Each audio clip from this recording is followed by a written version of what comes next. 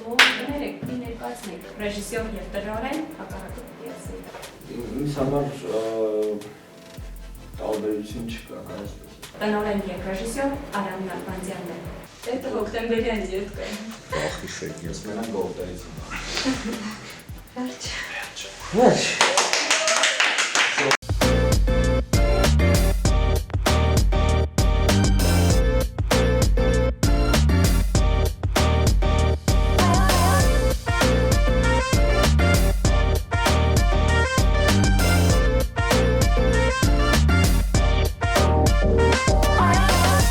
Ողջույն սիրելի հետևորդներ։ Դոմինանտ հաղորդաշարը շարունակում է ներկայացնել Արմավիրում հաջողության հասած իրենց գույնով ու տեսակով առանձնացող ստեղծագործ ու արարող մարդկանց։ Այսօրվա իմ հյուրը Վերելք դրամատիկական թատրոնի տնօրեն եւ ռեժիսոր Արամ Նալբանդյանն է։ Ողջույն Արամ ջան։ Բարև ձեզ։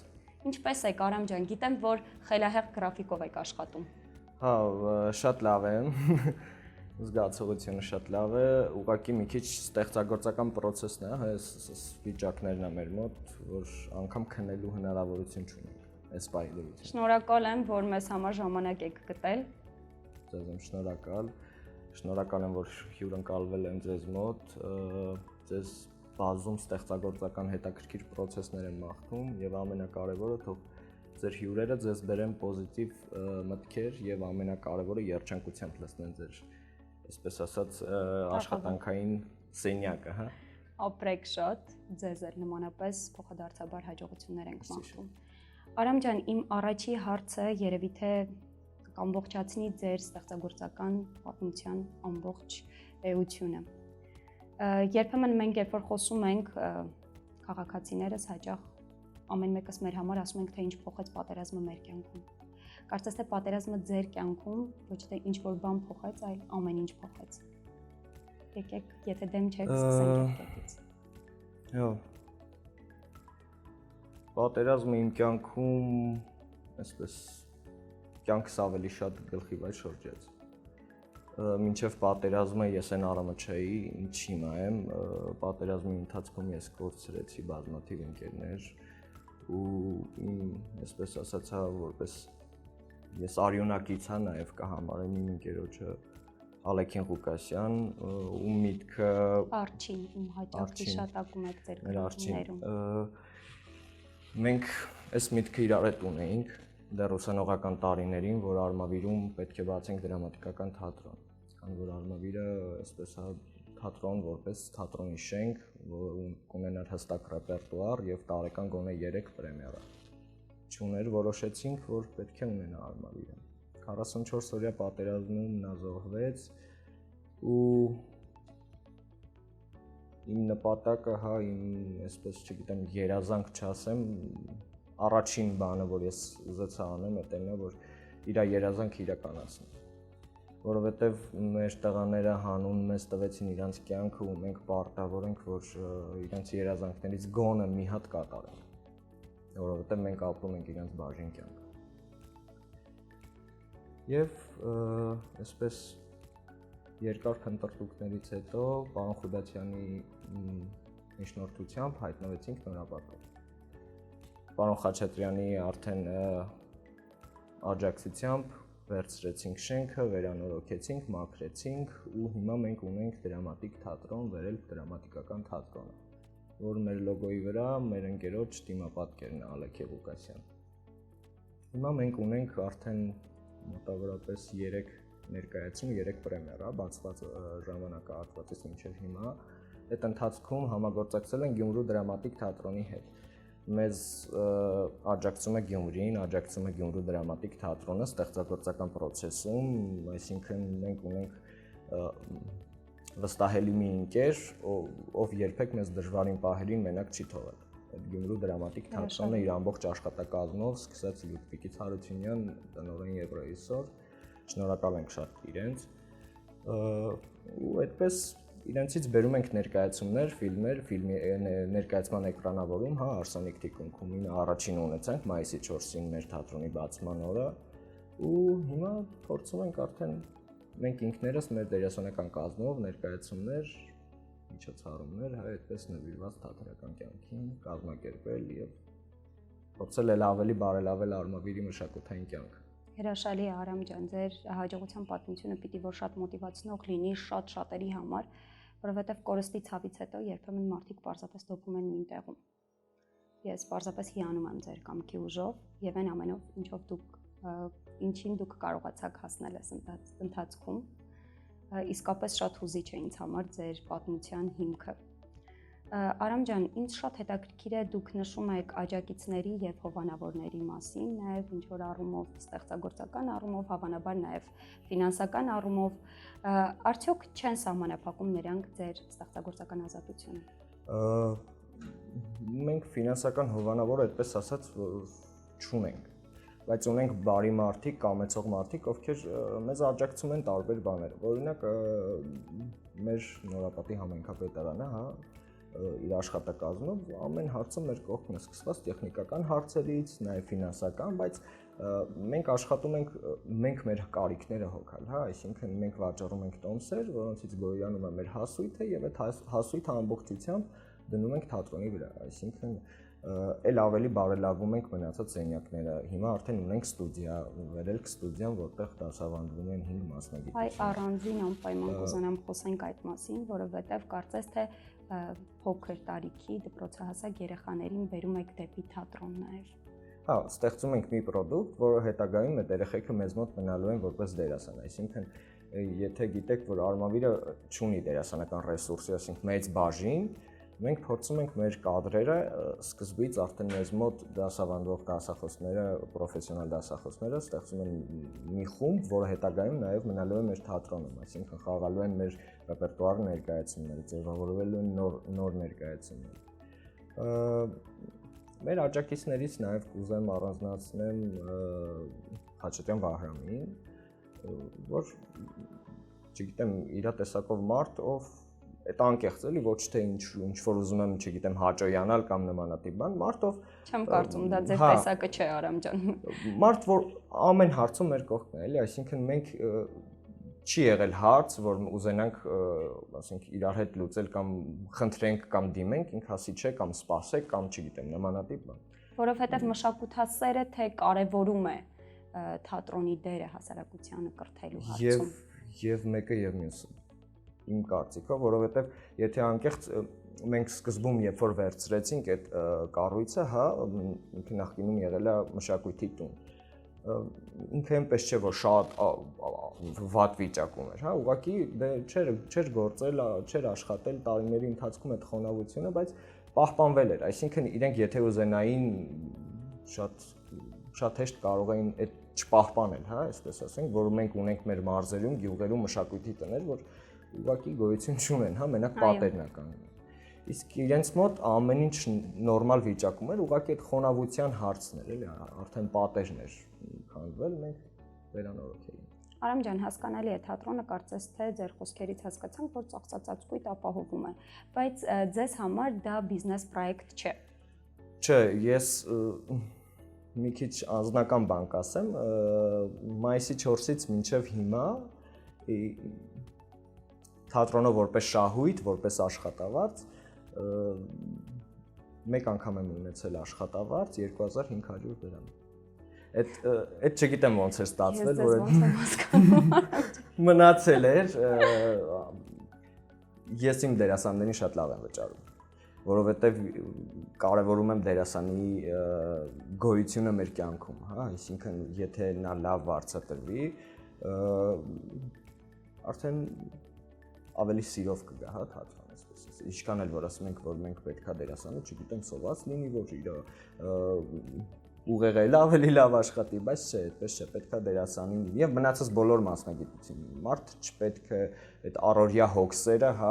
մտածի առօրյա հոգսերի մասին, եթե ինքը ստեղծագործող է։ Պետք է ապահովված լինի ամեն ինչով, որ կարողանա ազատ ստեղծագործել։ Արամ ջան, ես ձեզ որպես գործարար լիովին հասկանում եմ, այսինքն ներդրումներ կատարել առանց մեծ շահույթ ակնկալելու, քանի որ մեծ գաղափարի ետևից ես գնում, բայց որպես ընտանիքի պատասխանատու անձ, ինչպես եք կարողանում կարգավորել այդ հարցը։ Ֆինանսական հոսքերը ընտանիքում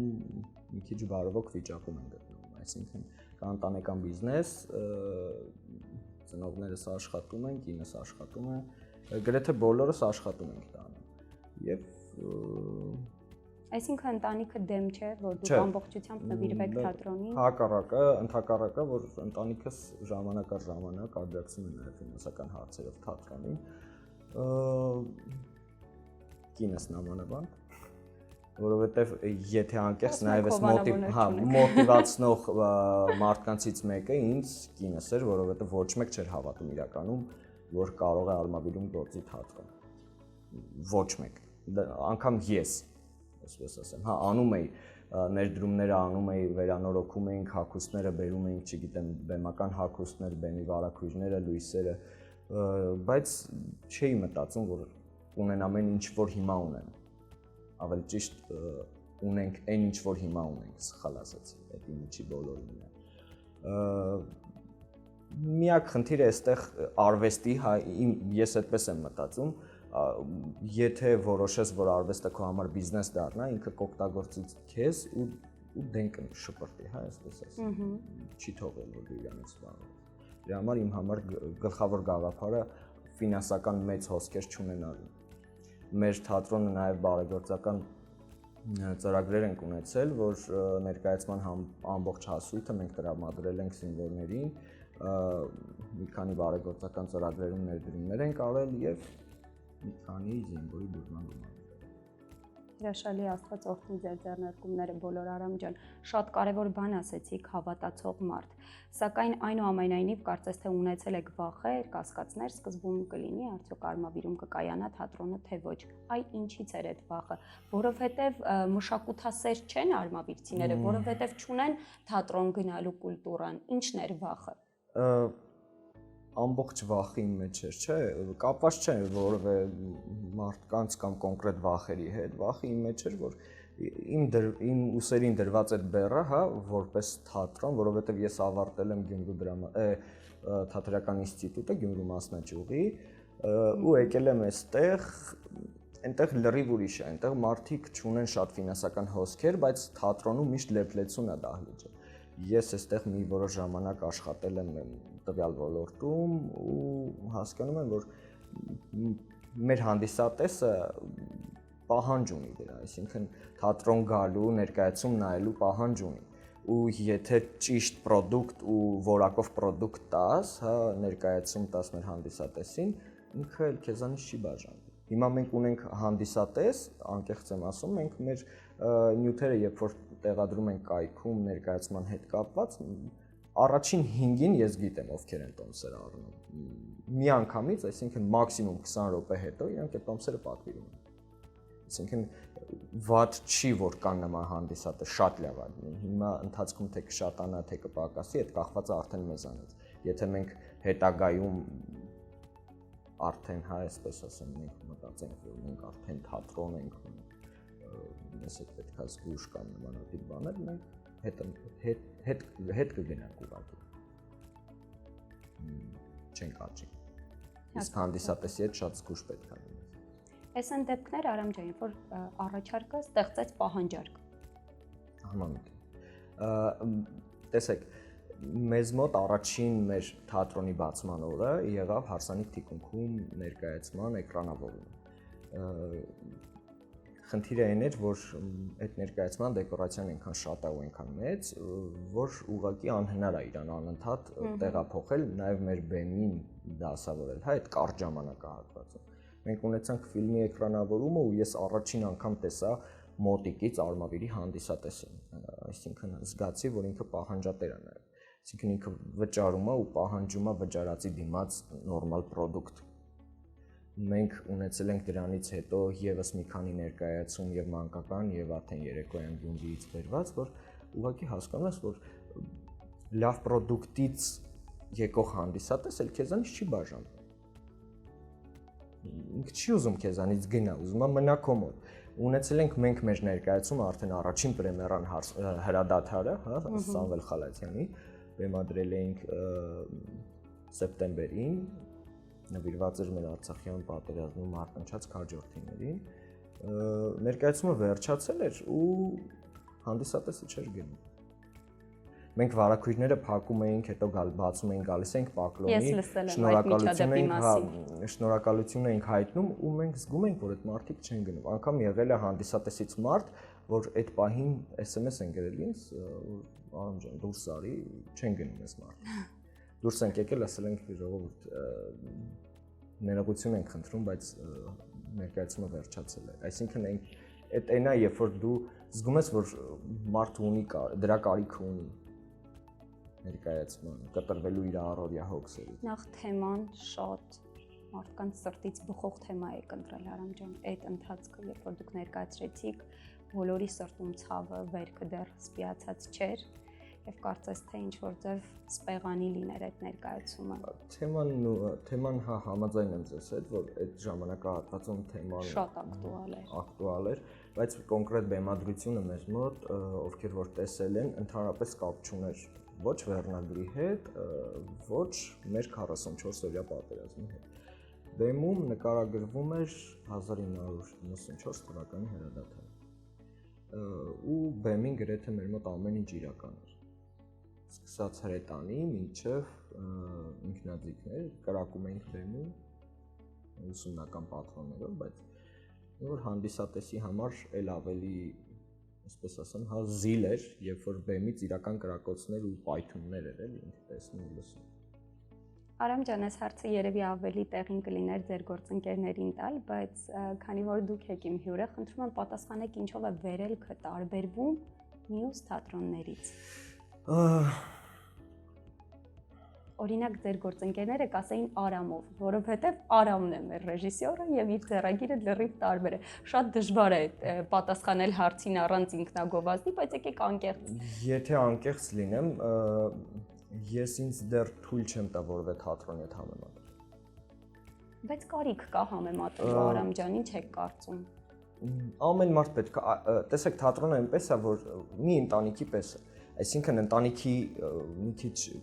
կարող է ուրիշ ձև հնչի, ընտանիքի հայրը ինչպես եղավ, այդպես էլ իր ընտանիքն է։ Տվյալ դեպքում թատրոնի հայրը թատրոնի ռեժիսորն է, գլխավոր ռեժիսորն է։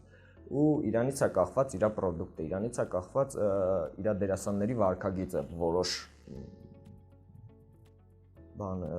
հատվածներում։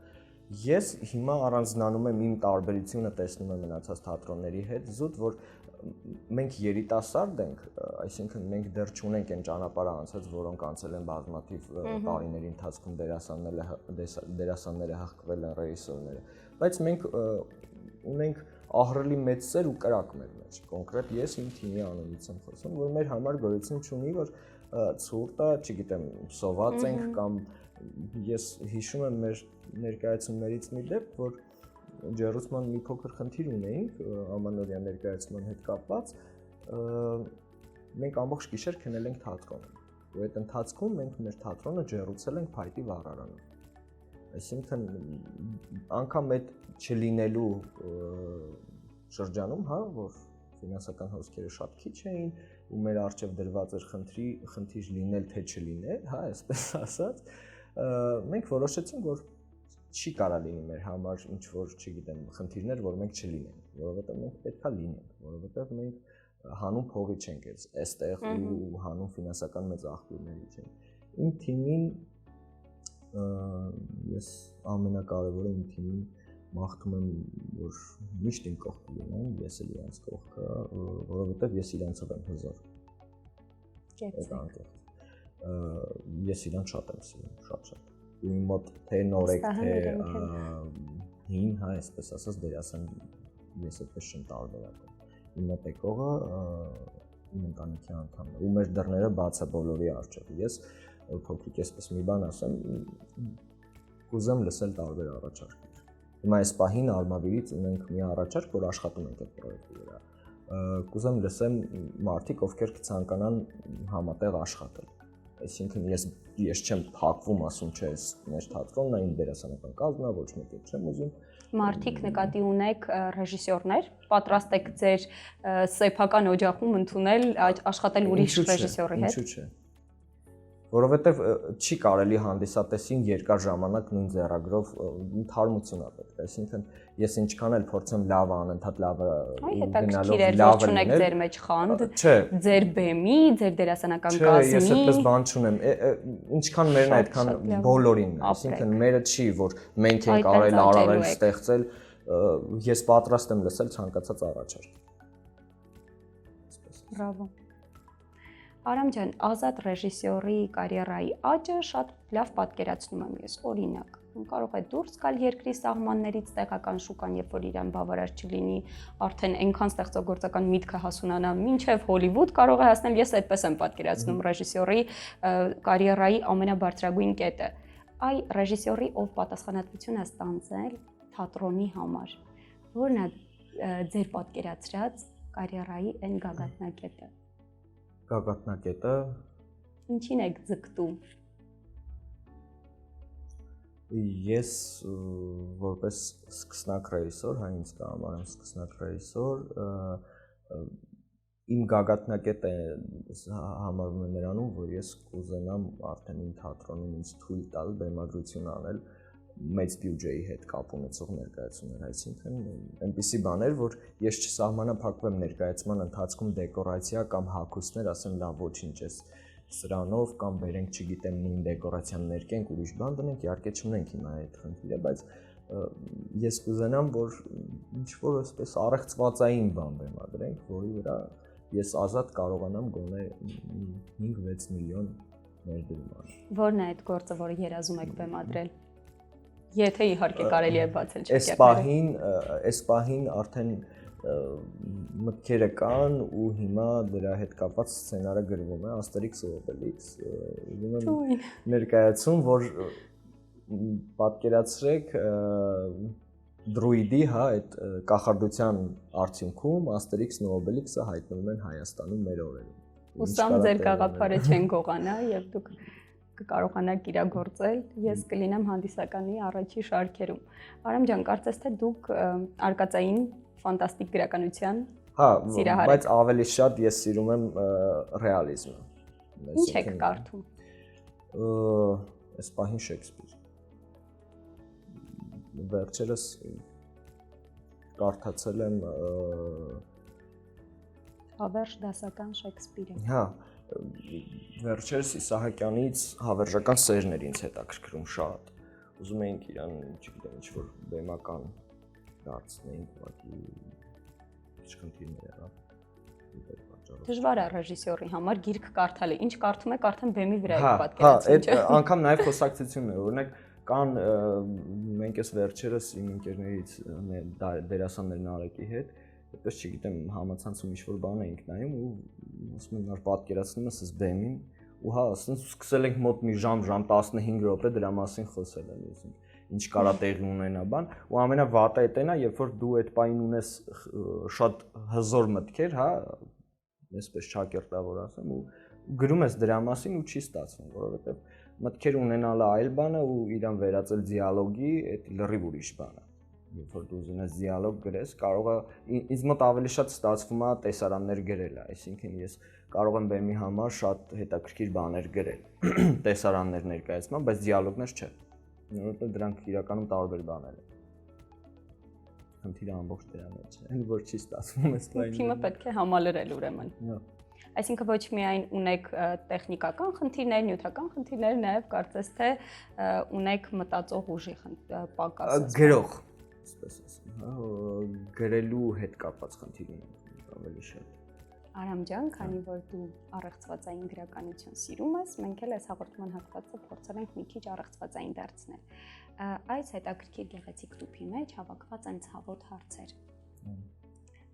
Պատահականության սկզբունքով կխնդրեմ, որ վերցնես մեկը եւ հնարավորինս անկեղծ պատասխանես։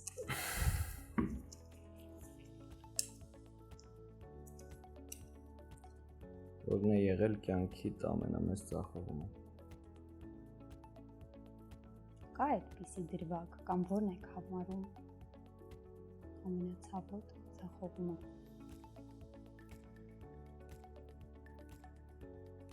Բեմում ա եղել, որ ես մի պահ շեղվել էի, հա, ես իմ կյանքից, թատերական կյանքից մի որոշ ժամանակ ընդհանուր մոտ մի 10-12 շաբաթ, հա, այսպես ասեմ։ Ու այդ ընթացքում մեր բեմադրվող ներկայացման մեջ մենք կորցրեցինք դերակատար, ու ես համարում էի վերջ, всё, չեղավ, էլ չի լինի այս ներկայացումը, որովհետև շատ քիչ ժամանակ էր մնացել, ընդամենը մոտ 20-25 օր էր մնացել պրեմիերային։ Ու հետո որոշեցի, որ կհավաքվեմ ու դեմ դրված խնդիրը պարկով կատարեմ։ Շատ կարճ ժամանակահատվածում մոտ 1 օր ու կեսում գտանք դերասան ու սկսեցինք գիշեր ու ցերեկ աշխատել։ Այսինքն բերում ենք դերասաններին արդեն մեր կազմը դերասաններին ու այդ մարդուն, այսպես ասած, փորձում ենք ինտեգրել մեր ներկայացման մեջ։ Այդ ամենասարսափելի պահերից մեկն է, երբ որ ներկայացման ընթացքում կորցնում ես դերասան ու սկսում ես նոր եկող դերասանի հետ աշխատել զրոյից։ Այդ 12 շաբաթ տևող այդ ծանր ստրեսային օրերից մի հատ խնդրում եմ գաղտնիքն ասա ոնց ստացվեց որ դուրս եկաք։ Եթե անկեղծ ընկերներս օգնեցին։ Իմ դերասանները։ Բրավո իրենց։ Մարդիկ, ովքեր որ քո հետ հավասար տանջվում են, ովքեր հավատում են։ Հա, ովքեր հավատում են ու ամենակարևոր բանը, հա, մոտիվացիա, այսպես ասեմ դες, Էդ այնա որ դու կողքից չես, մենակ դու ես, այսինքն պատկերացրեք 10 հոգանոց թիմի մեջ դու նստած ես ու այսպես ասում ես չի ստացվի, բայց 10-ն էլ ասում են հետնահանջ չկա, էլի, այսինքն եղբայր նորմալ է, կստացվի։ Եթե չստացվի, այն մեկն ասում է ես կխաղամ, այն մեկն ասում է ես իրանք արդեն իրար մեջ դերաբաշխումը փոխել էին բան ու ստացվեց մեր այդ ընթացքում որ մենք ծանոթ սերմերը, որոնք արդեն պտուղներ են տվել ու իրանք են դες սատարկան։ Այդ ընթացքում կուզենամ առանձնացնել Նարեկին, մեր Եղիազարյան, ինքը բազմաֆունկցիոնալ դերասան էինք այդ ընթացքում իրան ասում, ինքը խաղում էր եւ Գևորգ Քերի, եւ խաղում էր Մուշեղ, եւ Տիգրան են բոլոր տեքստերը ինքը գիտեր, բոլորի։ Դուրս էր գալիս բեմ, ասում էր հա հիմա ինչ եմ խաղալ։ Ու այդպես ամենակարևորը ունենալ ընկերներ, որոնք իրոք հավատում են քեզ ու հասկանում են։ Ու ամենակարևոր բաներից մեկը ես ամենակարևոր չէ, հենց այն ամենակարևոր բանը այդ այնա որ քո ներսում ունենաս հավատում ունենաս Աստծուն, որովհետև ի վերջո Աստծուց է տրված ամեն բան, եւ խելքը, եւ շնորհը, եւ չգիտեմ, աշխարհիկ բոլոր բաները։ Եթե դու փորձես քո ունեցածը վերագրել ինքդ քեզ, այսինքն այն ինչ որ դու ունես, այն ինչ որ դու ինչին որ տիրապետում ես վերագրես, որ այդ քո շնորհն է, այդ կլինի աշխարհի ամենա վատ բառերից մեկը, հա, քո հասցեին դու ինքդ քեզ վիրավորես, այդ Աստծո տված շնորհը։ Ու շատ հաճախ վերցվում է այն ինչ որ տվում ու մարդիկ սկսում են։ Ես շնորհակալ եմ առաջին հերթին իմ Աստծուց։ Ամեն Արամ ջան, շատ սիրուն նոտայի վրա ենք ավարտում մեր զրույցը։ Ուզում եմ եւս մեկ անգամ ձեզ օնթիվ հաջողություններ մաղթել, այս ձեր սկսած ուղին փառքով անցնեք, իսկապես ձեր պատկերացրած կարիերայի աճը ունենաք, ինչպես որ դուք եք պատկերացնում, ինչպես որ դուք եք ուզում, բեմադրեք խելահեղ բեմադրություններ եւ իհարկե արմավիրում նոր շունչը շարունակվի անընդհատ թարմանալ։ Շնորհակալ եմ, որ այսօր մեր հյուրն եք, հուսամ կհանդիպենք։ Շնորհակալ եմ շատ, իհարկե ես այսպես ասած,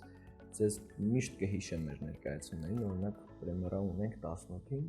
ապրիլի։ Երբ որ տոմսերը եղան, մոտ երևի վաղը պատրաստ կլինեն։ Հրավիրա տոմսերը կուղարկեմ։ Շնորհակալ եմ շատ։ Okay, Արամ ջան, հաջողություն։ Իմ հյուրը Վերելք դրամատիկական թատրոնի տնօրեն եւ ռեժիսոր Արամ Նալբանդյանն էր։ Իսկ մենք կհանդիպենք։ Մնացեք խաղաղությամբ։